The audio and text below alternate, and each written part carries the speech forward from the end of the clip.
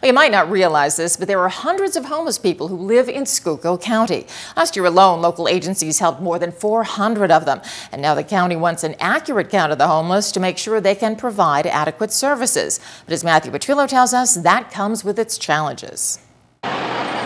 Schuylkill County has about 450 homeless people, and while the county lacks a homeless shelter, it's still able to provide some of those services to them. We try to arrange for emergency placement and housing for families.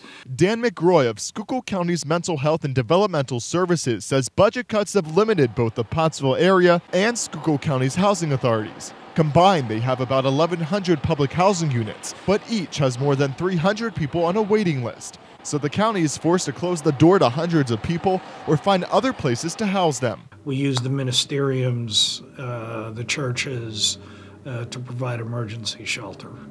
Churches around Pottsville provide some of those shelter services. Shelter's especially important this time of year. The temperatures get colder.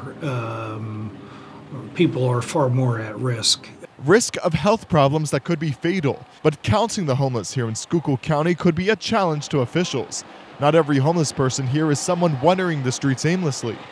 He says Schuylkill County's homeless population is different than what you're used to seeing. They're not the people sleeping on the streets with nowhere to go. He says there are actually people who are just couch surfing and have no permanent residence. What's often referred to as a hidden homeless problem, and that is families that move around between other family members and friends, some living in substandard buildings. He says that makes counting those people difficult, but he hopes the count raises more awareness about homeless people.